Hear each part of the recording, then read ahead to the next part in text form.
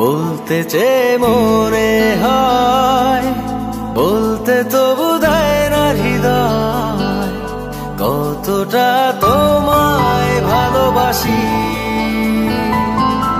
চলতে গিয়ে মনে হয় দূরত্ব কিছু নয়, তোমারই কাছেই ফিরে আসি।